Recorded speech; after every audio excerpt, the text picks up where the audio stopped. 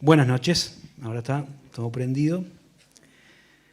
¿Cómo están? Saludos a todos hermanos, también a los que están mirando de otro lado, y es bueno poder encontrarnos una vez más para compartir la palabra del Señor. Estamos estudiando algunos miércoles el libro de Primera Samuel, y el miércoles pasado estuvimos estudiando el capítulo 3, que es ese momento cuando Dios llama a Samuel. ¿Se acuerdan que estábamos repasando un poquito el contexto en el que vivía Israel en ese tiempo? Un tiempo de bastante oscuridad espiritual, donde cada uno hacía lo que le parecía mejor, era el final del tiempo de los jueces, donde la palabra de Dios escaseaba y donde las personas que tenían que ser los referentes espirituales del pueblo de Dios eran cualquier cosa, ¿no? Elí, que era el sumo sacerdote, ya era una persona muy anciana y con poco carácter, y no tenía el valor ni las ganas de impedir que sus hijos, que eran los que estaban al frente del tabernáculo, hicieran cualquier cosa, ¿no? Robaran de las ofrendas, abusaran de la gente, maltrataran a las personas, generando como consecuencia un ambiente tremendo, ¿no? Donde poca gente estaba realmente buscando a Dios. Pero en medio de todo eso, ¿no? Una madre que oró por un hijo que le fue dado, lo consagró al Señor y lo dejó ahí, en ese lugar donde todo era un desastre, pero este niño, en vez de seguir el ejemplo de los referentes, buscó a Dios. Y Dios lo llamó, y estuvimos viendo ese momento, ¿no? Cómo la obediencia de un niño, quizás 8, 10 años, 12, por ahí, cambió la historia de Israel, ¿no? Un niño que dijo: heme aquí, Señor, habla, que tu siervo oye, que era alguien que estaba dispuesto para servir, que era sincero para comunicar el mensaje que Dios le había dado, pero además que tuvo una vida de integridad delante de Dios aquel día y todos los días de su vida. Fue un hombre realmente impactante en la Escritura. Y nos toca mirar hoy el capítulo 4. El miércoles pasado veíamos que el mensaje que Dios le quería comunicar a Samuel tenía que ver con Elí y su familia, y era una sentencia que llegaba de parte de Dios como un juicio por todas las cosas que por acción u omisión esta familia de sacerdotes habían hecho y habían destruido el testimonio y el servicio a Dios. Y llega el momento en que esta palabra dada por Dios se va a cumplir. Así que vamos a mirar este capítulo, pero me gustaría pensarlo desde la perspectiva de las consecuencias negativas de una fe fingida, ¿no? El otro día Mauricio empezó una serie hablando acerca de la fe, ¿no? De la fe auténtica, de la fe que Dios quiere que tengamos, pero acá vamos a ver lo que pasa cuando hay gente que tiene una fe fingida, es decir, una fe solamente religiosa, una fe que se basa en supersticiones, en ritos, en creencias que hacen, pero sin saber muy bien por qué. Y vamos a ver que esa fe resulta inútil para el que la practica, deshonra a Dios y también resulta un fiasco para los que la miran de afuera. Así que vamos a leer el capítulo 4 para tenerlo en mente y después vamos a ir comentando algunas cosas. Dice 1 Samuel capítulo 4, y Samuel habló a todo Israel. Por aquel tiempo salió Israel a encontrar en batalla a los filisteos y acampó junto a Ebenezer. Y los filisteos acamparon en Afec. Los filisteos presentaron batalla a Israel y trabándose en combate, Israel fue vencido delante de los filisteos, los cuales hirieron en batalla en el campo como a 4.000 hombres. Cuando el pueblo volvió al campamento, los ancianos de Israel dijeron: ¿por qué nos ha herido hoy Jehová delante de los filisteos? Traigamos a nosotros de Silo el arca del pacto de Jehová, para que, viniendo entre nosotros, nos salve de la mano de nuestros enemigos. Envió el pueblo a Silo y trajeron de allá el arca del pacto de Jehová de los ejércitos, que moraba entre los querubines. Y los dos hijos de Elí, Ofni y Fines, estaban allí con el arca del pacto de Dios. Aconteció que cuando el arca del pacto de Jehová llegó al campamento, todo Israel gritó con tal júbilo que la tierra tembló. Cuando los filisteos oyeron la gran voz de júbilo, dijeron: ¿qué voz de júbilo es esta en el campamento de los hebreos? Y supieron que el arca de Jehová había sido traída al campamento. Y los filisteos tuvieron miedo, porque decían: ha venido Dios al campamento. Dijeron: ay de nosotros, pues antes de ahora no fue así. Ay de nosotros, ¿quién nos librará de la mano de estos dioses poderosos? Estos son los dioses que hirieron Egipto con toda plaga en el desierto. Esforzaos, oh filisteos, y sed hombres, para que no sirváis a los hebreos, como ellos han servido a vosotros. Sed hombres y pelead. Pelearon pues los filisteos, e Israel fue vencido, y huyeron cada uno a su tienda. Y fue hecha muy grande mortandad, pues cayeron de Israel 30.000 hombres de a pie. Y el arca de Dios fue tomada, y muertos los dos hijos de Elí, Ofni y Fines. Y corriendo de la batalla un hombre de Benjamín, llegó el mismo día a Silo, rotos sus vestidos y tierra sobre su cabeza. Y cuando llegó, he aquí que Elí estaba sentado en una silla, vigilando junto al camino, porque su corazón estaba temblando por causa del arca de Dios. Llegando pues aquel hombre a la ciudad, y dadas las nuevas, toda la ciudad gritó. Y cuando Elí oyó el estruendo de la gritería, dijo: ¿qué estruendo de alboroto es este? Y aquel hombre vino a prisa y dio las nuevas a Elí. Y Elí ya era de edad de 98 años, y sus ojos se habían oscurecido, de modo que no podía ver. Dijo pues aquel hombre a Elí: yo vengo de la batalla, he escapado hoy del combate. Y él le dijo: ¿y qué ha acontecido, hijo mío? Y el mensajero respondió diciendo: Israel huyó delante de los filisteos, y también fue hecha una gran mortandad en el pueblo. Y también tus dos hijos, Ofni y Fines, fueron muertos, y el arca de Dios ha sido tomada.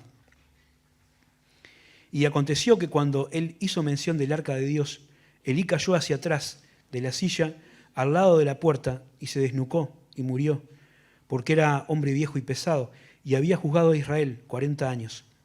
Y su nuera, la mujer de Fines, que estaba encinta cercana al alumbramiento, oyendo el rumor de que el arca de Dios había sido tomada y muertos su suegro y su marido, se inclinó y dio a luz, porque le sobrevinieron sus dolores de repente. Y al tiempo que ella moría, le decían las que estaban junto a ella: no tengas temor, porque has dado a luz un hijo. Mas ella no respondió ni se dio por enterada. Y llamó al niño Icabod, diciendo: traspasada es la gloria de Jehová, por haber sido tomada el arca de Dios, y por la muerte de su suegro y de su marido. Dijo pues: traspasada es la gloria de Israel, porque ha sido tomada el arca de Dios. Realmente es un capítulo triste por completo, ¿no? Una de las cosas que, una tragedia desde principio a fin, lo que pasa en esta historia, pero nos sirve para ilustrar cómo una fe que no está basada realmente en Dios es tan dañina y perjudicial. El capítulo empieza con una frase que parece más bien corresponder al capítulo 3, ¿no? Porque dice: y Samuel habló a todo Israel. Pero nos da la pauta de que, aunque Samuel era jovencito, no sabemos bien qué edad tendría en este momento, ya era conocido y reconocido como un profeta de Dios. Hablaba al pueblo y el pueblo le escuchaba. Los referentes, los encargados del sacerdocio, seguían siendo Elí y sus hijos, pero Samuel ya hablaba al pueblo de Israel.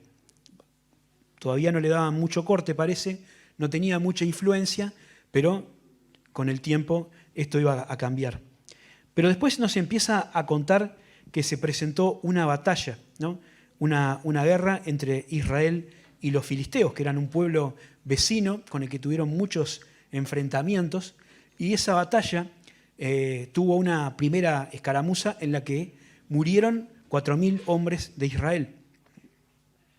Y así empieza el capítulo, ¿no? Y dice que cuando volvieron al campamento, después de haber sido derrotados en ese primer combate, los ancianos de Israel se empezaron a preguntar qué era lo que estaba pasando. Recordemos el contexto, ¿no? Para ver esta primera característica, que la fe fingida desconoce a Dios. Una primera cualidad de la fe fingida es que desconoce a Dios. En el tiempo en el que está pasando esto, como decíamos recién, el texto dice, Samuel en los primeros capítulos, que la palabra de Dios escaseaba. Es decir, Dios no se comunicaba con su pueblo, no porque no tuviera nada que decir, sino porque no había gente dispuesta a escuchar, ¿no? Hasta que al final Dios llamó a Samuel.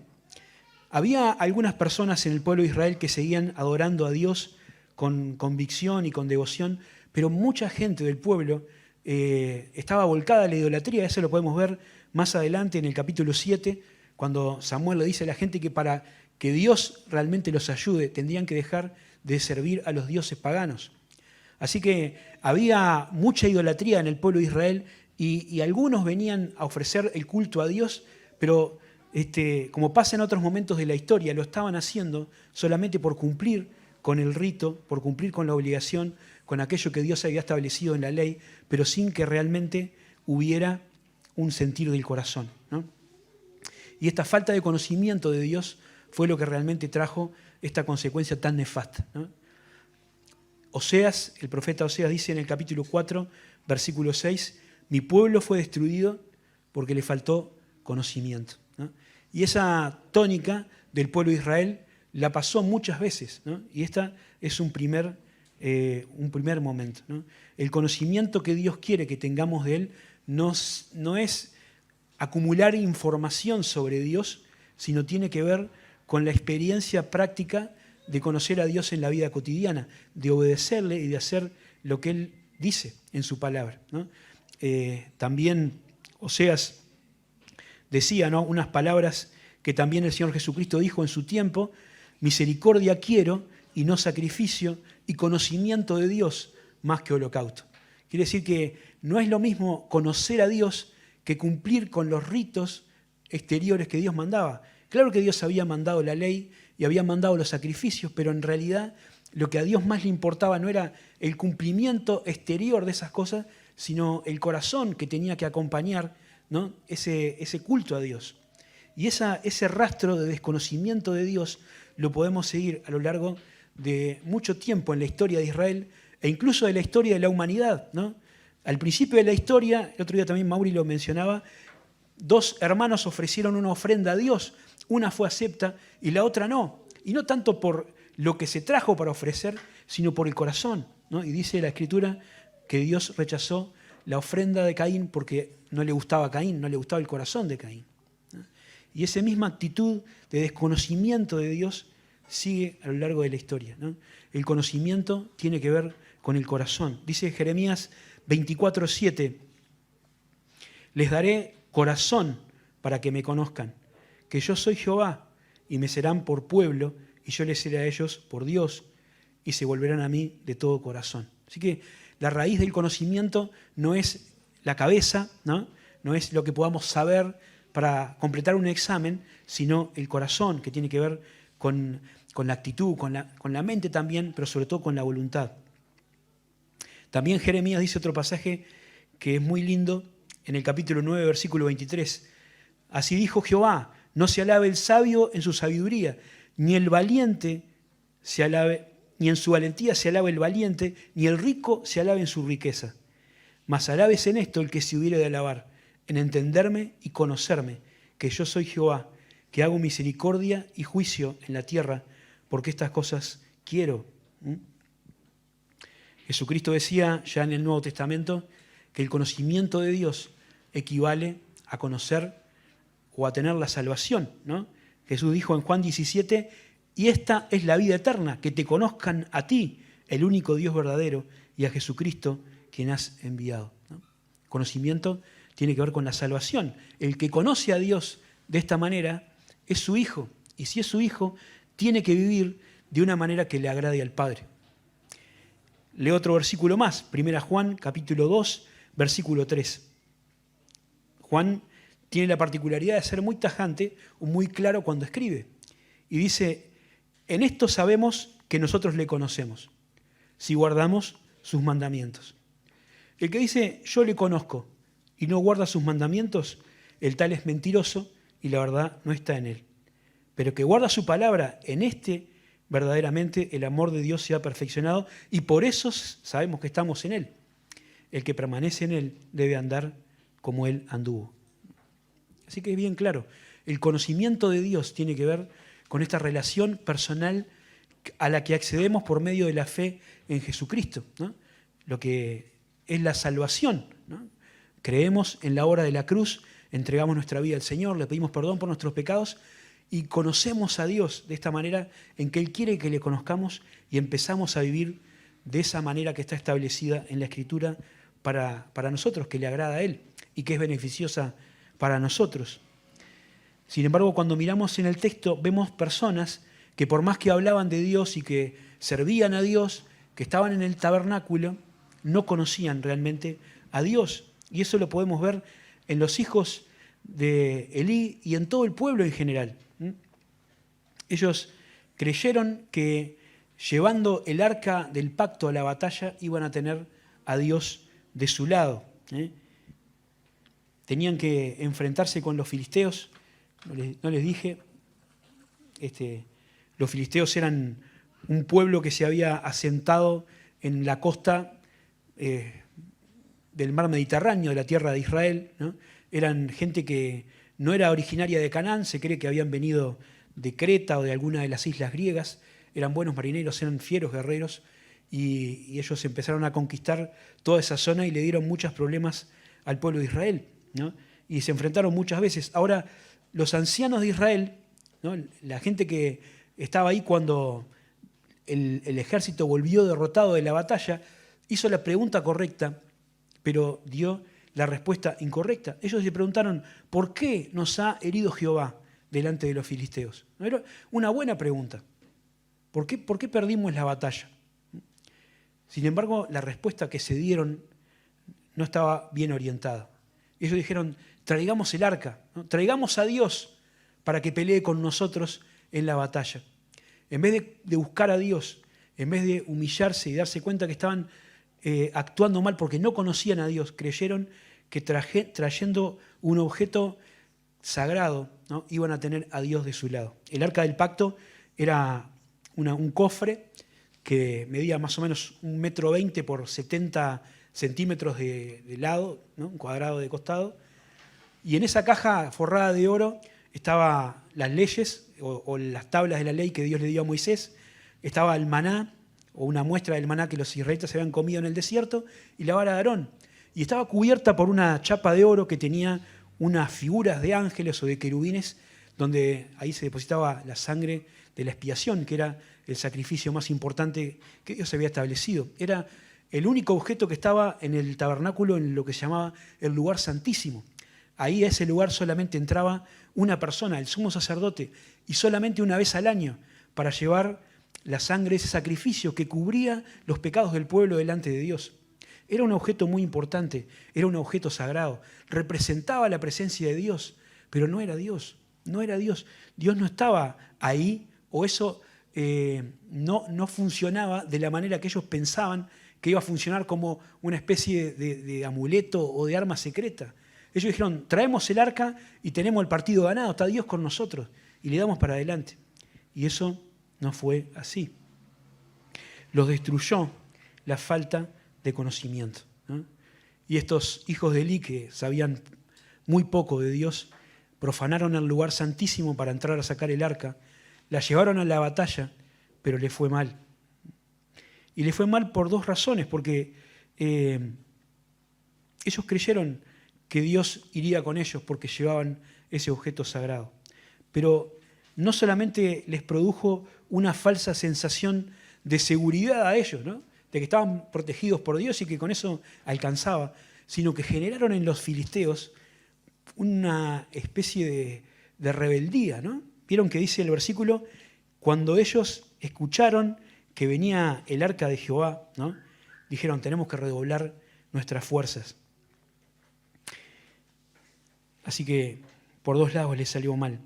Pero quería pensar en esto, ¿no? En esto que produce el desconocimiento de Dios y en tomar a Dios como un amuleto, ¿no? En creer que invocando a Dios, ¿no? Porque mencionamos su nombre, las cosas nos van a ir bien. Y si, bueno, no estudié mucho para el examen, pero pero yo le pedí a Dios que me ayude, ¿no? Estoy orando por trabajo, ¿no? No mando ningún currículum, pero bueno, estoy orando para que Dios me ayude, ¿no? Y conocí a una chica o a un chico, no es creyente, pero estoy orando para que el Señor la convierta, ¿no? Son todas actitudes que evidencian que no conocemos a Dios y que estamos tomándolo como un amuleto, ¿no? Tomar a Dios como un amuleto es pensar que puedo hacer lo que quiera, de la manera que quiera, sin dar corte a lo que Dios dice, y que las cosas me van a salir bien igual porque tengo una Biblia en algún lado en mi casa, ¿no? O porque a veces vengo a la iglesia. Y eso no funciona de esa manera. Conocer a Dios es buscarle a Él, ¿no? Y buscarle íntimamente. En la Biblia hay muchas historias de personas que fueron destruidas por falta de conocimiento. Hay una que para mí es también tremendamente triste, que es la historia de Sansón. Sansón fue un hombre al que Dios dotó de una tremenda fuerza para cumplir con su propósito, pero él la hizo como quiso, ¿no? Y en un episodio que es tremendo, ¿no? Dice que él andaba haciéndose el guapo por las ciudades enemigas, lo ataban y él se rompía todas las piolas y se escapaba. Pero una vez, después que ya había revelado cuál era el secreto de su fuerza, ¿no? Dice la Escritura que él se despertó porque estaba dormido, todo más tranquilo, y dijo para sus adentros: esta vez saldré y me escaparé como las demás veces. Pero no sabía que Jehová se había apartado de él, ¿no? Fue destruido por falta de conocimiento. Y con todos estos ejemplos y estas advertencias, qué bueno sería que no sea realmente nuestro caso. Tenemos todo para conocer a Dios. Tenemos la revelación escrita en su palabra. Tenemos a Jesucristo, que es la máxima revelación de Dios, ¿no? Por medio del cual nosotros podemos conocerle. Y tenemos la invitación del Señor extendida. ¿Se acuerdan lo que dice Apocalipsis 3:20? He aquí, dice Jesús, yo estoy a la puerta y llamo. Si alguno oye mi voz y abre la puerta, entraré a él, cenaré con él y él conmigo. El Señor sí quiere que le conozcamos. La segunda característica de la fe fingida es que deshonra al Señor, ¿no? Una fe fingida deshonra a Dios. Y esto lo veíamos en esto que comentaba recién. Los filisteos, aunque no eran un pueblo de ahí de Palestina, conocían bien la historia de sus enemigos, ¿no? Conocían lo que había pasado en la historia del pueblo de Israel. Sabían de sus dioses, ¿no? Decían ellos, de Dios, ¿no? En la mente de los paganos politeístas hablan en plural, pero los hebreos tenían un solo Dios, ¿no? Y decían, son dioses poderosos, son dioses que hicieron estragos en Egipto. ¿Cómo vamos a hacer ahora para vencer un pueblo que tiene el apoyo de semejante Dios, ¿no? Ay de nosotros, decían, ay de nosotros porque hasta ahora no había sido así. Y entonces, como les decía, ellos resolvieron, ¿no? Esforzarse. Y los capitanes del ejército dieron esos discursos que dan en las películas antes de la batalla y le dijo: esforzaos filisteos, sed hombres para que no sirváis a los hebreos como os han servido a vosotros. Sed hombres y pelead, ¿no? Ahí con ese valor, con renovada energía, fueron al campo de batalla y le dieron una paliza tremenda al pueblo de Dios, ¿no? 30.000 hombres de infantería murieron.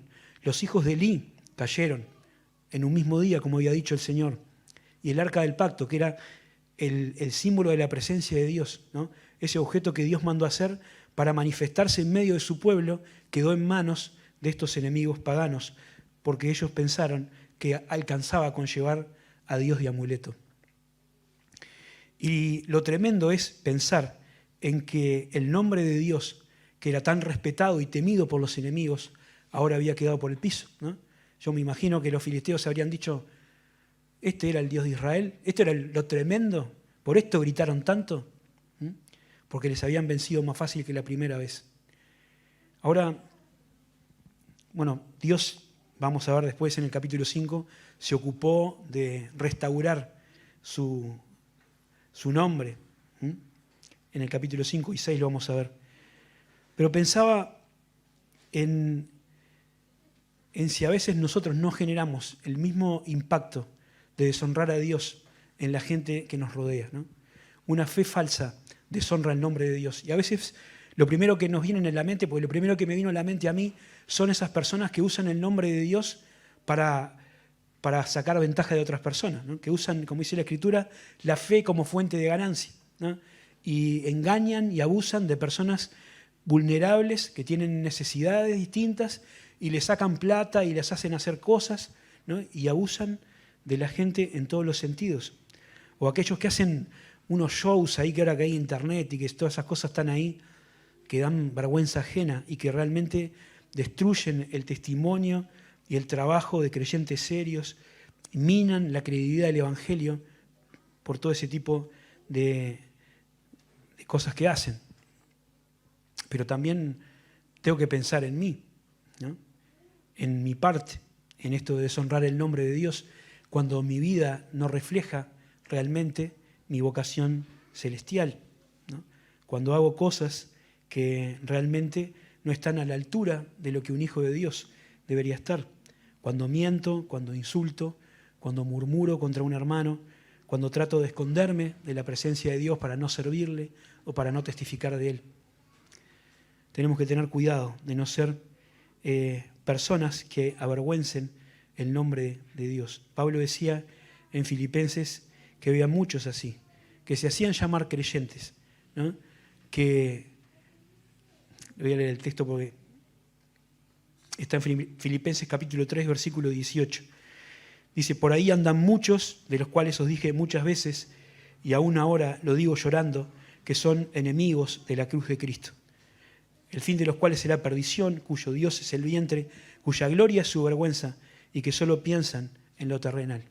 Estos no eran verdaderos cristianos, eran personas que estaban ahí infiltradas en la iglesia, eran enemigos de la cruz.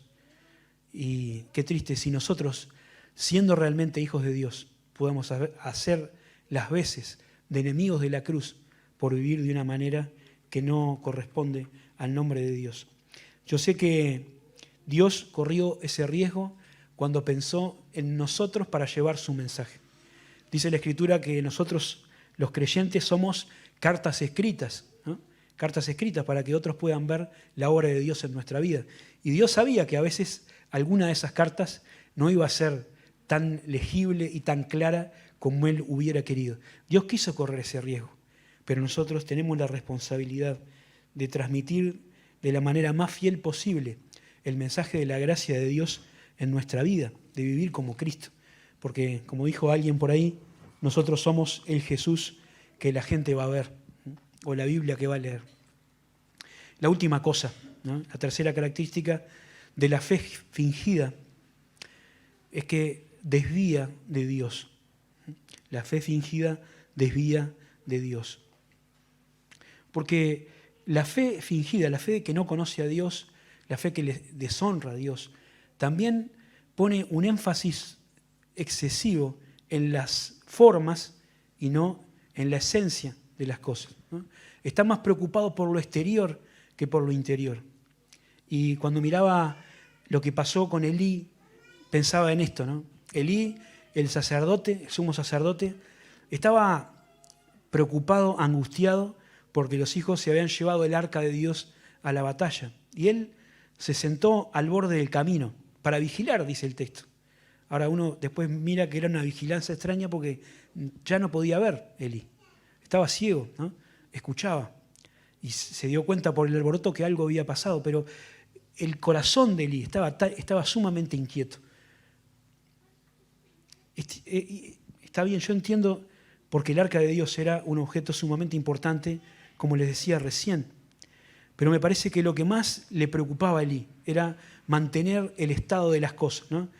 No le preocupaba demasiado el culto a Dios, no le preocupaba que las cosas funcionaran como tenían que funcionar en el tabernáculo, porque si eso le importara, hubiera hecho algo para evitar que los hijos hicieran lo que hacían. Así que le importaba la forma, ¿no? El arca está donde tiene que estar, el templo se abre todos los días, los sacrificios se hacen, no importa si después los hijos se robaban la mitad, se comían lo que no les correspondía, robaban las ofrendas, eso bueno, no importa. La forma se está cumpliendo. Y eso era lo que a Elí le importaba. Y tanto era así, tanto le importaba más tener el arca, que cuando llegó la noticia de la batalla, lo que le produjo el sobresalto que lo hizo caer y le provocó la muerte, no fue la derrota de Israel, ni el descalabro del ejército, ni siquiera la muerte de los hijos, sino el hecho de que el arca de Dios había sido tomada, ¿no? Y esta creencia que tenían ellos de que Dios era el arca, ¿no? Era lo que generó esta confusión. La nuera, para agregar una perla más de tragedia a todo lo que estaba pasando en el pasaje, dice que la nuera, ¿no?, la esposa de uno de sus hijos, estaba embarazada, y cuando llegó la noticia, le vinieron los dolores del parto, las contracciones, y dio a luz. En ese momento murió dando a luz. Y sus últimas palabras fueron para nombrar a su hijo con esta palabra, con este nombre, ¿no? Icabod, que quiere decir sin gloria, ¿no? Porque ella creía que al haberse llevado el arca, se habían llevado a Dios. Todo esto es la muestra de la decadencia espiritual a la que se había llegado en aquel tiempo por no escuchar a Dios. La fe fingida, ¿no? La fe fingida nos produce esto, ¿no? Nos produce que estemos más pendientes de las apariencias y de cumplir el rito que de lo que Dios nos pide. Esto pasa desde el principio, ¿no? Empecé a buscar versículos, Isaías capítulo 1, ¿no?, donde una y otra vez el Señor le dice, miren que lo que a mí me importa no es tanto el sacrificio, sino el corazón, ¿no? Dios le dice en Isaías 1 al pueblo, ¿para qué me sirve lo que ustedes están haciendo? ¿Para qué me sirven los sacrificios, los holocaustos, si el corazón de ustedes es todo podrido desde la punta de la cabeza hasta el pie? ¿No? Lo dice después en Malaquías, ¿no? Porque el pueblo venía para cumplir con los sacrificios, pero dice, Dios me trae lo robado, lo cojo, lo que no tiene valor, lo que no sirve para nada, y esa ofrenda, ¿quién la demanda? No me interesa. También la podemos ver entre los fariseos del tiempo de Jesucristo, ¿no? Decía Jesús, ustedes se preocupan de dar el diezmo de la menta, del eneldo, del comino, de las hierbitas ahí que usan para cocinar, y se olvidan de lo más importante de la ley, que es la misericordia, la justicia y la fe, ¿no? Y también en el Nuevo Testamento, a veces las cosas se hacían más por la forma que por la esencia. En Corinto, la iglesia de Corinto celebraba un culto que llamaban la Cena del Señor, pero que lo habían transformado en una especie de banquete donde cada uno comía y algunos se emborrachaban y otros se quedaban con hambre.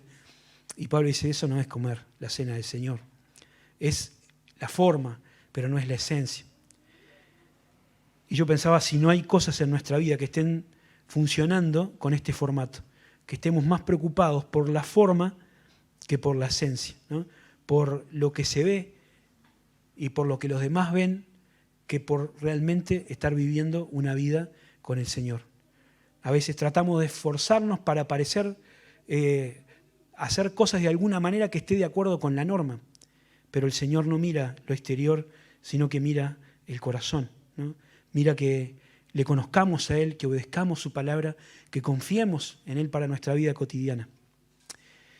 Pensaba que Samuel no está presente en este capítulo, pero sin duda de todo esto él aprendió una lección muy importante, que algunos años después le iba a decir al primer rey de Israel, que fue desechado por esta misma falta de conocimiento. Y en el capítulo 15, Samuel le dice a Saúl, ¿se complace Jehová tanto en los holocaustos y en las víctimas como en que se obedezca a las palabras de Jehová? Ciertamente el obedecer es mejor que los sacrificios y el prestar atención que la grosura de los carneros, ¿no? Como dice un himno, obedecer y confiar en Jesús es la senda marcada para andar en la luz. Que Dios bendiga su palabra.